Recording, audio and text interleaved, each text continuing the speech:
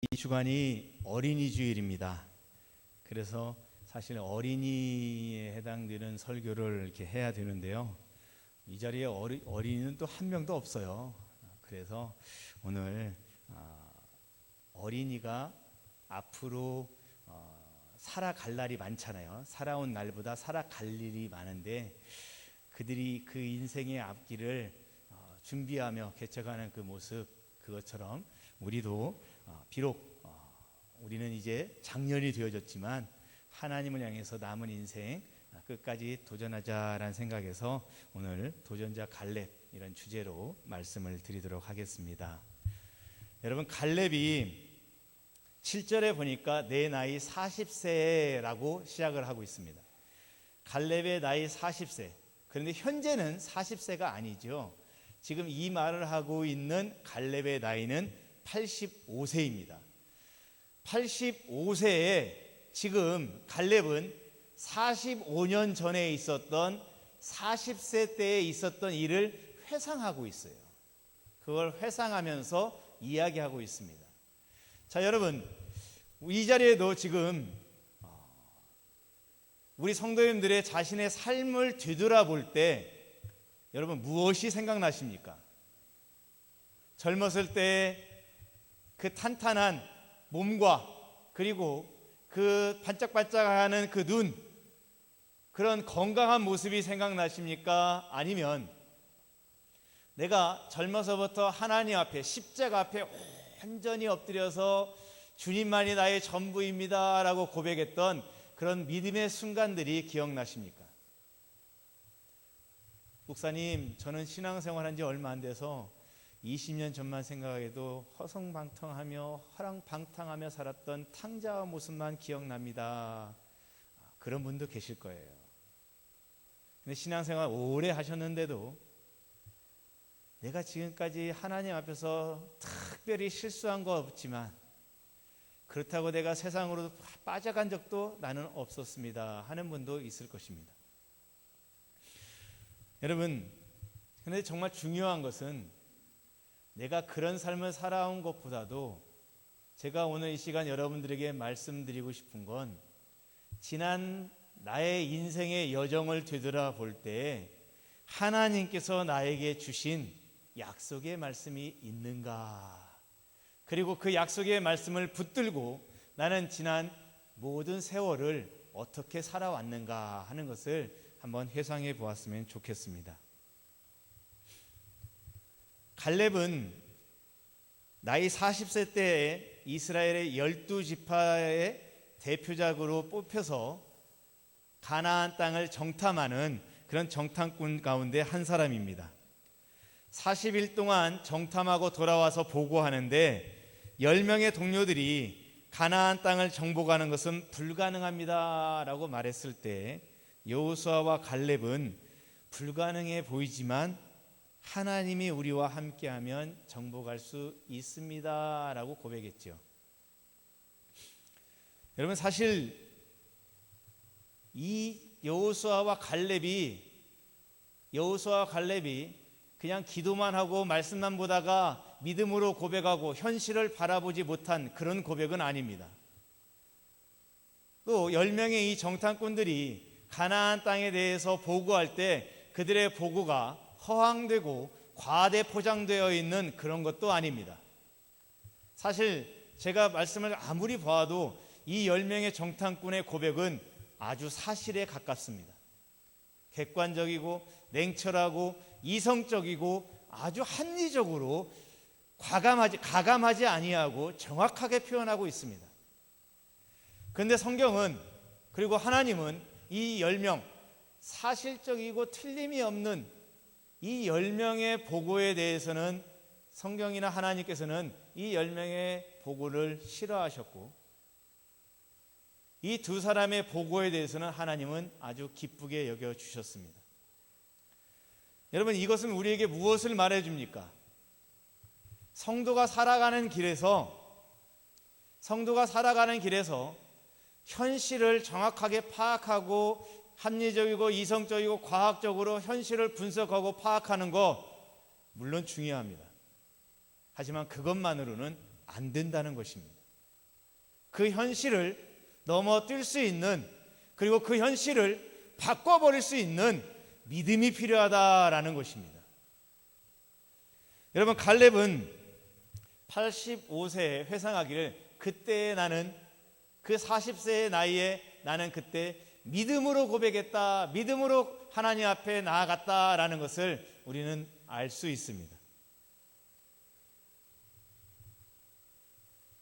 사실 이 85세의 나이에, 그리고 여호수아를 따라서 가나안 정복 전쟁을 치르고 있는 이 갈렙에게는 85세의 나이라는 것은 이제는 그가 현직에서 물러나고, 이제는 그가 험한 일과 일선의 그 힘든 일들을 이제는 내려놓고, 이제는 뒤에 한 걸음 물러서서 인생의 노년을 맞이해야 할 그런 때입니다.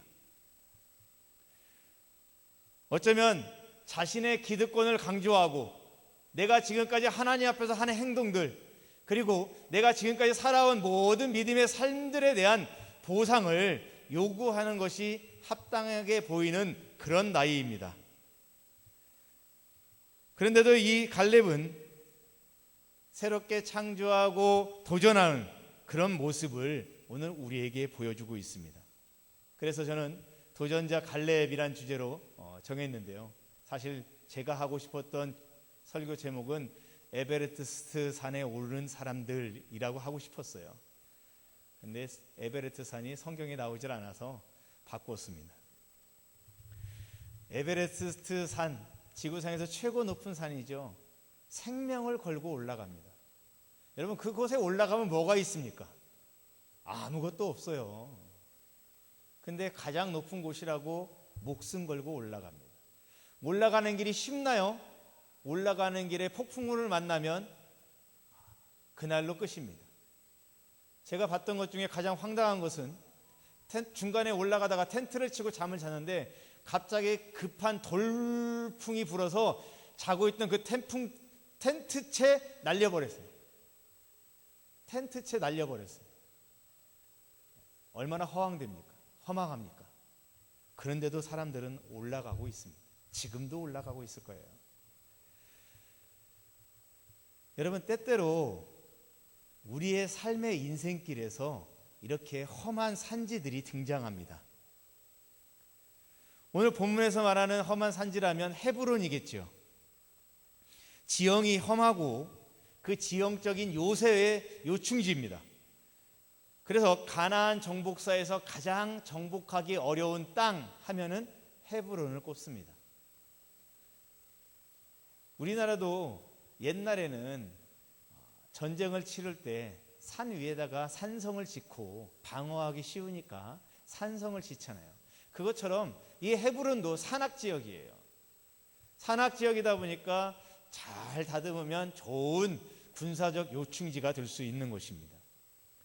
민수기 13장 33절 말씀 보여주시기 바랍니다. 12 정탐꾼이 볼 때 이 헤브론이라는 땅을 이렇게 표현했습니다. 거기서는 헤브론을 말합니다. 거기서 네피림 후손인 아낙 자손의 거인들을 보았나니 우리는 스스로 보기에도 메뚜기 같으니 그들이 보기에도 그와 같았을 것이니라. 그 땅이 바로 헤브론입니다. 그리고 그 땅에 아낙 자손들의 거인들이 살았다라고 고백하고 있습니다. 오늘 본문 15절 보시기 바랍니다. 성경 보세요. 헤브론의 옛 이름은 기럇 아르바라. 아르바는 아낙 사람들 가운데서 가장 큰 사람이었더라. 헤브론은 너무나 어려운 지역이에요.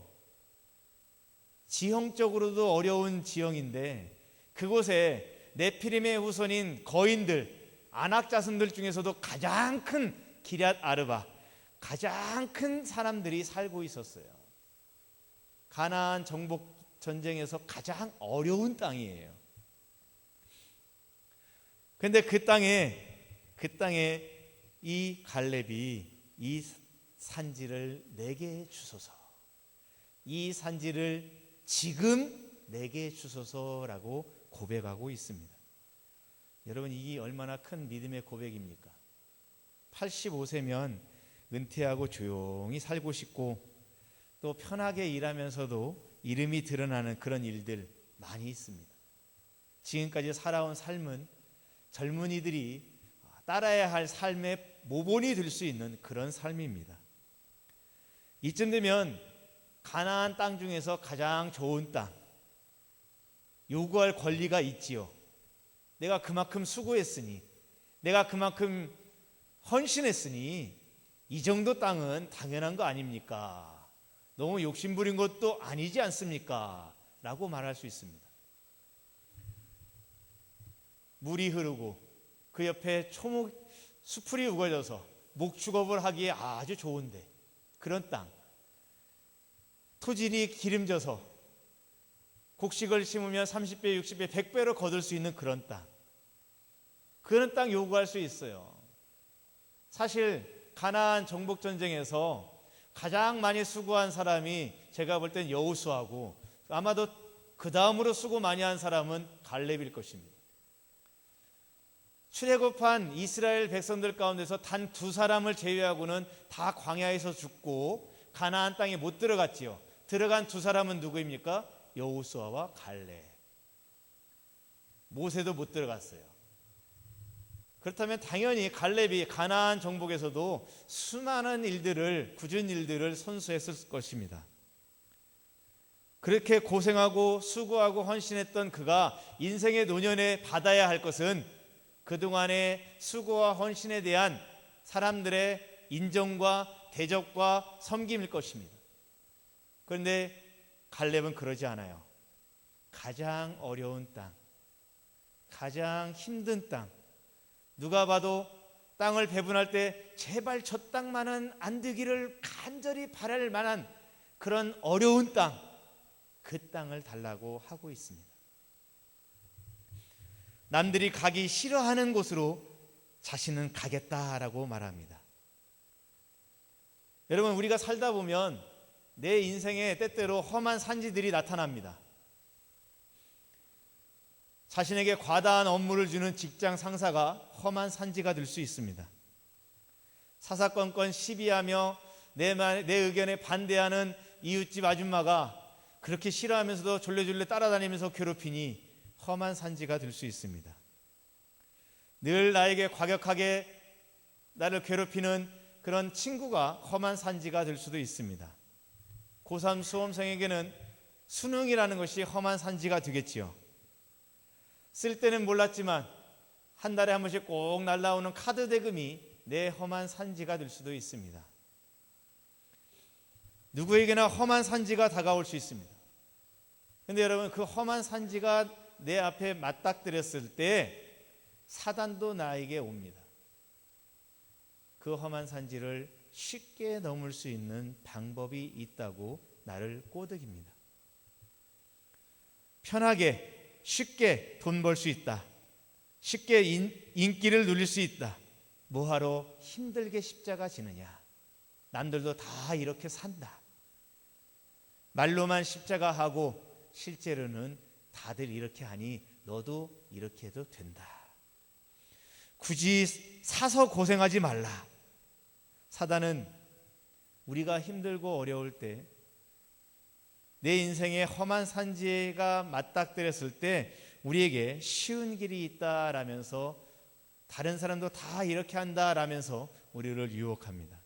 그러나 여러분, 우리가 예수를 믿기로 작정한 그 순간부터 쉬운 길은 없습니다. 먼저 사단이 우리를 넘어뜨리려고 사단이 우리를 공격하고요. 또 여러분, 그리스도가 없는 길은 아무리 넓은 길이라도 그 길은 멸망의 길이고 사망의 길입니다. 그리스도가 있는 길이면 그 길이 아무리 좁은 길이라 할지라도 그 길은 생명의 길이 되는 것입니다. 이미 우리는 그리스도를 믿음으로 인해서 전쟁터에 내던져진 우리는 군인입니다.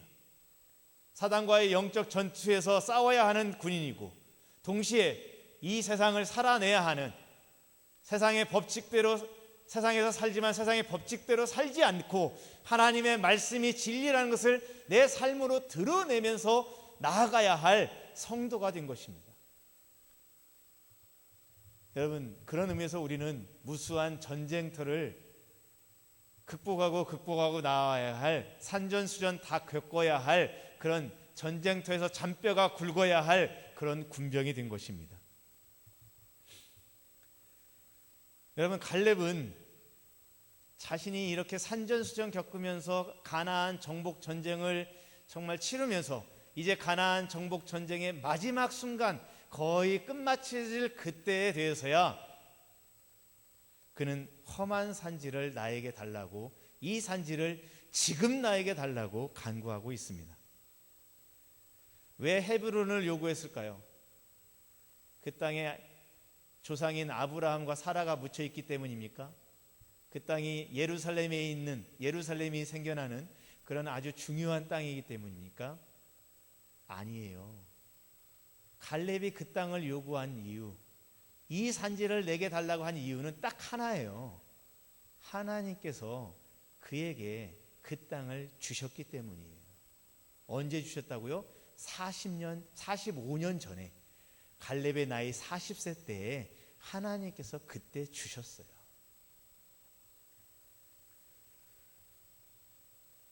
(45년) 전에 주어졌는데 이제서 주신다고요?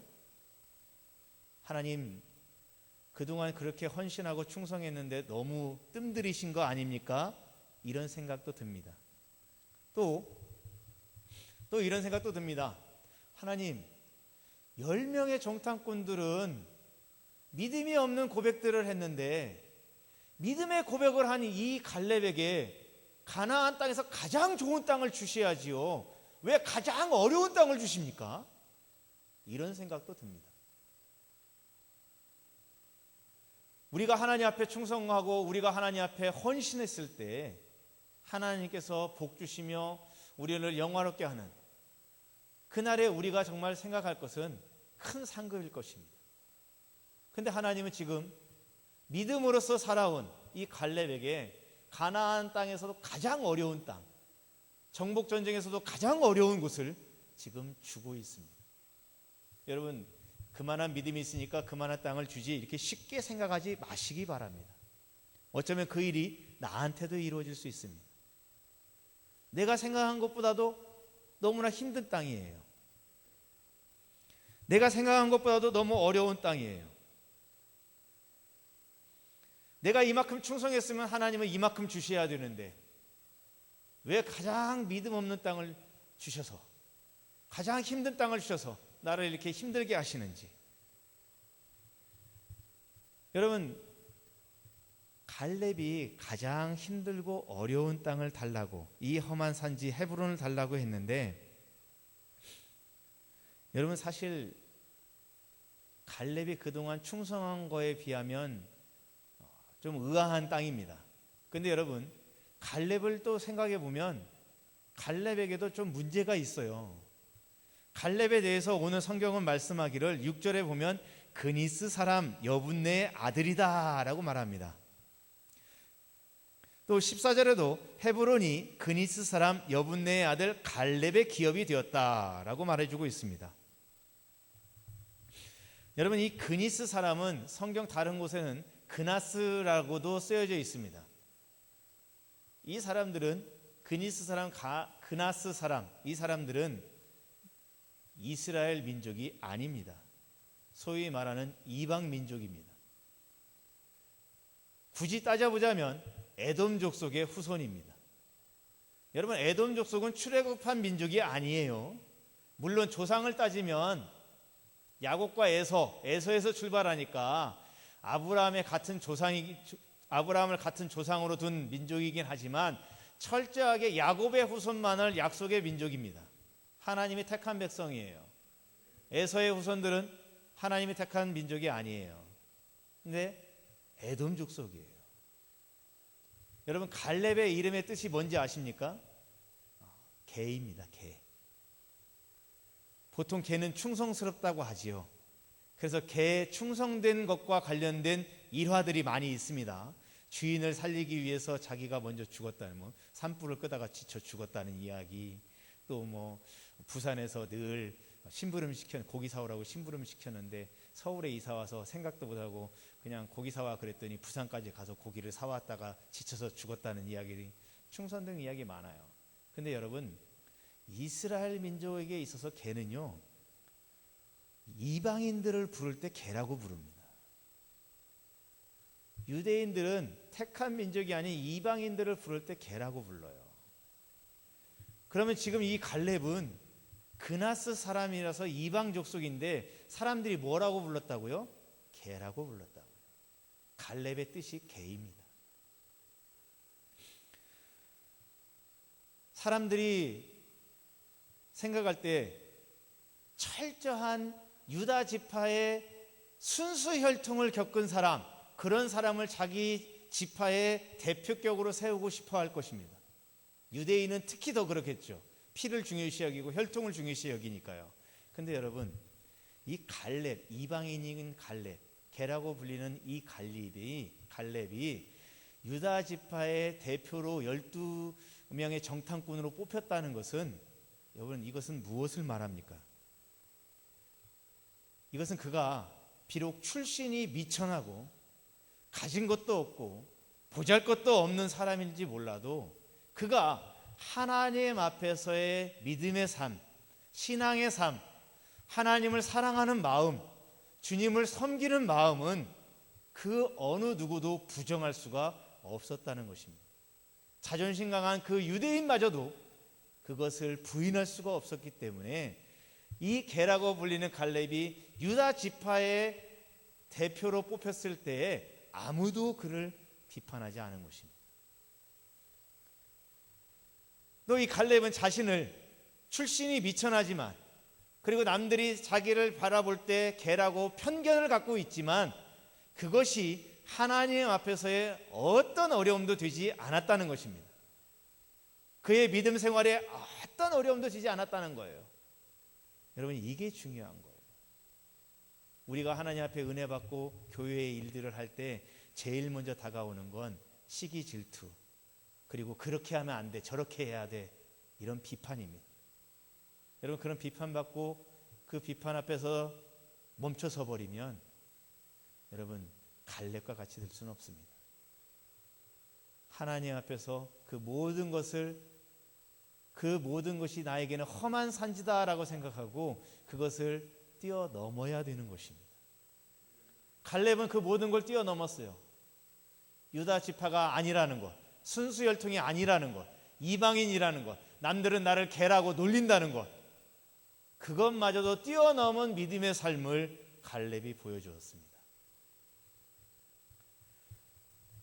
여러분, 오늘 갈렙의 그 믿음을 잘 표현한 말이 8절에 있습니다. 한번 보시겠습니다. 본문 8절. 나와 함께 올라갔던 내 형제들은 백성의 간담을 높게 하였으나, 중요합니다. 이 부분부터 중요합니다. 나는 내 하나님 여호와께 충성하였으므로. 충성하였다라고 말합니다. 9절에도 보니까 또 한 번 반복되어서 충성하였다라고 반복하면서 말하고 있습니다. 여러분, 성경에 2번 반복해서 말하고 있으면 강조의 뜻이랬죠. 지금 성경은 갈렙의 충성을 강조하고 있어요.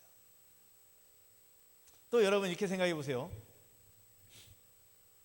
갈렙이 하나님 앞에서 나는 온전히 충성했다라고 고백합니다. 조금 교만한 말일 수도 있어요.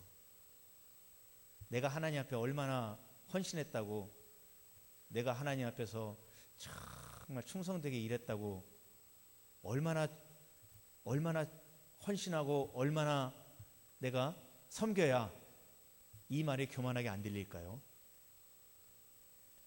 나는 하나님 앞에서 충성하였다. 여러분, 저는 2가지를 살펴보고자 합니다. 갈렙이 정말로 그렇게 충성했을 수도 있고, 또 하나는 자신이 그렇게 충성하지 못했지만 나는 그렇게 충성하는 삶으로 나아가고 싶습니다 라고 믿음의 고백을 한 것이다 라고도 볼 수가 있습니다. 갈렙이 사실 12정탐꾼의 생활과 가나안 땅을 정복하는 모든 과정에서, 광야 생활과 가나안 땅을 정복하는 모든 삶에서 정말로 충성된 일꾼으로 살았을 수도 있습니다. 그러나 여러분, 이 말씀을 나에게 적용해 본다면 나는 그렇게 못하겠습니다. 나는 하나님께서 온전히 충성했다. 너무 교만한 것 같아서 말을 그렇게 못하겠어요. 하지만 여러분, 나는 그렇게 충성된 사람이 되고 싶습니다 라는 고백은 할 수 있을 것 같습니다. 믿음의 고백이죠. 믿음은 바라는 것들의 실상이랬으니 나는 그렇게 충성된 성도가 되고 싶습니다 하는 고백은 전혀 교만하지 않은 거죠. 그런데 여러분, 이렇게 말하는 것이 정말로 중요합니다. 왜냐면요, 하나님을 알지 못하는 사람이 이런 말을 썼더라고요. 제가 한번 읽어드리겠습니다. 생각이 말이 되고, 말이 행동이 되고, 행동이 습관이 되고, 습관이 성격이 되고, 성격이 운명이 되어 당신의 삶을 바꿉니다. 다시 한번 들어보세요. 생각이 말이 되고, 말이 행동이 되고, 행동이 습관이 되고, 습관이 성격이 되고, 성격이 운명이 되어 당신의 삶을 바꿉니다. 간혹 세상 사람들 가운데서도요, 이 하나님의 이 진리의 법칙을 깨달은 사람들이 있어요. 물론 십자가의 그 놀라운 구원의 은혜까지는 이르지 못하지만 보편적 진리라고 하는 하나님의 법칙에 대해서 깨닫는 사람들이 있어요. 뭐라고 말합니까? 말, 생각과 말이 바뀌니까 인생이 바뀐다라는 거예요. 여러분, 맞는 말이잖아요. 우리가 기도하는 거 말로 하는 거잖아요. 하나님께서도 말로 천지를 창조하셨죠. 우리는 말씀이라고 높여 부르지만 사실 말로 천지를 창조하신 거잖아요. 잠언서에서는 자녀에게 좋은 말을 가르치라고 하고 있죠. 좋은 말을 가르쳐야 되는 것입니다. 왜 그러냐면요, 왜 자녀에게 좋은 말을 가르쳐야 되냐면 자녀들의 그 생각과 마음에 좋은 말을 가득하게 하라는 뜻이에요. 어떤 사람이 말했습니다. 우리의 뇌세포의 98%는 우리의 말의 지배를 받는데요. 그러니 내가 나쁜 말, 불평의 말, 원망의 말을 하면 그것이 내 생각을, 내 뇌세포의 98%를 지배하는 거예요. 그러니 잠언서에서 어린아이에게 좋은 말을 가르치라라고 말하는 거죠. 말 한마디로 천냥빚을 갚는다라는 말도 있습니다. 여러분, 우리 성도는요, 내 마음과 생각에 98%를 채워야 할 텐데 무엇으로 채워야 합니까? 하나님 말씀으로 채우시기 바랍니다. 우리가 하나님의 말씀을 채워야 돼요. 그래서 누군가 와서 멀리 내 뒤로 와서 내 옆구리를 콕 찌르면은 예수 그리고 말씀이 탁 튀어나와야 돼요. 여러분, 화나 있는 사람 가서 옆구리 탁 찔러보세요. 뭐가 나오는지 아세요? 육두문자와 주먹이 나옵니다. 그것이 가득 차 있기 때문에 그게 나오는 거예요. 근데 내가 평상시부터 하나님의 말씀을 가득 채우고 있으면 하나님의 은혜로운 말씀이 나오는 것입니다. 성도는 그런 성도가 되어져야 합니다. 여러분, 이 갈렙이 충성하였다라고 하는데, 여러분, 이 충성은 어떤 충성입니까? 군대의 하급자가 상급자의 명령을 받았을 때 그 명령대로 순종하는 것, 그걸 충성이라고 하지요. 보통 그것을 충성이라고 하잖아요. 그런데 여러분, 오늘 본문 8절에 있는 충성은 그런 충성이 아니에요. 여러분, 오늘 본문에 나와 있는 그 충성은 가득 채우다라는 뜻을 가지고 있는 히브리어 말레에서 나온 동사입니다.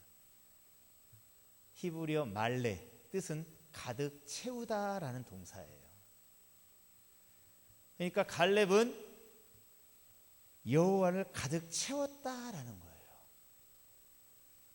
나는 내 하나님 여호와께 충성하였으므로 나는 내 하나님 여호와를 가득 채웠다라는 뜻이에요.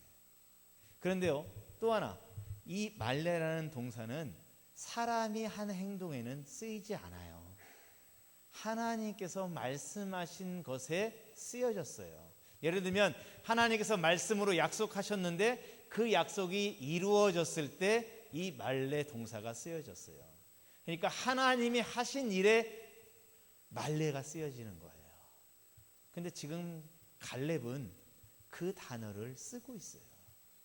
그랬다는 건 뭐예요? 갈렙의 생각과 마음에 하나님의 말씀이 채워져 있는데 이건 하나님께서 채우셨다는 거예요. 하나님께서 내게 은혜를 주셔서, 하나님께서 내게 축복을 주셔서 이것을 내가 받을 수 있습니다. 하나님께서 40년 전과 40세 때의 나이와 85세의 나이 동일하게 힘을 주셔서 이제도 내가 전쟁에 출입할 수 있는 힘과 여전한 근력과 힘을 가지고 있으니, 그런 은혜를 주셨으니 나는 그 땅을 차지할 수 있습니다 라고 고백하는 거예요. 그러니까 하나님께서 하셨다라는 거예요. 내가 한 거 아닙니다. 하나님께서 하신 것입니다. 주님께서 다 하셨습니다 라고 믿음의 고백을 하고 있는 것입니다. 여러분, 이런 믿음의 고백을 하고 있는 이 갈렙에 대해서 성경은 뭐라고 평가하는지 한번 볼까요? 14절 말씀 한번 보시기 바랍니다. 헤브론이 그니스 사람 여분네 아들 갈렙의 기업이 되어 오늘까지 이르렀으니 이것은 성경은 이것은 하면서 평가합니다. 그가 갈렙이 이스라엘의 하나님 여호와를 온전히 쫓았습니다. 지금 이 8절에 있는 말씀, 나는 내 하나님 여호와께 충성하였으므로, 이 말씀과 지금 이 14절에 이스라엘의 하나님 여호와를 온전히 쫓았습니다 하는 이 말씀이 맞아떨어지는 거예요. 그가 온전히 하나님을 쫓았어요. 하나님의 말씀을 따랐어요. 자기의 신분은 미천하고 이방인이고 남들은 놀리고 개라고 놀리지만 그가 일생을 두고 하나님 앞에서 나아갔어요. 충성됐다는 것은 내가 충성하겠다라는 것이 아니라 하나님께서 그 안에 하나님의 말씀과 은혜를 가득 채워주셔서 그 삶이 하나님 앞에 충성되게 나아갔어요. 내가 한 게 아니라 하나님이 은혜를 주셔서 이 모든 것을 가능하게 했습니다. 내가 온전히 순종할 수 있었습니다. 하나님께서 다 채워주셨습니다. 이게 바로 갈렙의 삶이었습니다. 여러분, 우리는 언젠가 하나님 앞에 서야 될 사람들입니다. 우리가 이 땅에 태어났기 때문에 당연히 우리는 하나님 앞에 언젠가는 서야 되고, 지나온 내 인생의 삶에 대해서 하나님 앞에 평가를 받아야 됩니다. 그런데 여러분, 그 평가는 하나님에게서만 받는 것이 아니라 우리의 자녀들에게서도 받아야 됩니다. 우리 부모님은 일생을 두고 하나님만을 찾았던 분입니다. 이런 고백을 받는 우리 성도님들 되시기를 축복합니다. 살아오시면서 때로는 힘들고, 때로는 궁핍하며, 때로는 어려웠고, 때로는 병들어 힘들어했고, 때로는 모함도 받았고, 때로는 가슴 아파 우시기도 하셨지만, 일생을 두고 제가 볼 때 우리 부모님은 한 번도 하나님의 곁을 떠난 적이 없습니다. 하나님의 은혜가 늘 우리 부모님 마음과 생각에 가득 찼습니다. 온전히 하나님만 바라보고 살아오는 삶을 사셨습니다. 여러분, 그런 고백을 여러분 자녀들로부터 받는 축복이 있으시기를 원합니다. 여러분, 이는 그가 이스라엘 하나님 여호와를 온전히 쫓았음이라. 성경이 갈렙에 대해서 평가하고 있는 말씀입니다. 하나님이 평가하는 것이겠죠. 일생을 두고 하나님만 쫓았어요. 그렇다고 그가 어렵고 힘든 일 없었나요? 그의 삶은 늘 힘든 일 없이 모든 일이 순리대로 잘 풀려서 정말 편안한 삶을 살았던 것이 아니잖아요. 오늘 본문에서 보듯이 가나안 정복 전쟁에서 가장 힘든 땅, 가장 상대하기 어려운 안악자손 기랏 아르바, 그들이 있는 땅, 어쩌면 가나안 정복 전쟁에서 가장 어려운 인생을 살아온 것이 갈렙일 것입니다. 그런데 성경은 그를 두고 그가 온전히 하나님을 쫓았다라고 고백하고 있고, 갈렙은 또 스스로 평가하기를 뭐라고 말합니까? 내 인생을 되돌아보면서 나는 여호와께 충성하였다. 나는 하나님으로 가득 채워진 삶을 살았다라고 고백하고 있는 것입니다. 여러분, 오늘 우리가 그런 삶으로 나아가기를 축복합니다. 그래서 하나님이 함께 하시면서 나의 생각과 마음을 가득 채워주시고 또 내가 온전히 주님을 따랐다는 그런 믿음의 고백이 있는 그런 삶, 그런 은혜로 나아가는 저와 여러분들이 되시기를 주님의 이름으로 축복합니다. 우리 찬양하겠습니다. 여러분, 찬송가 559장 드리겠습니다. 우리 가정에 대한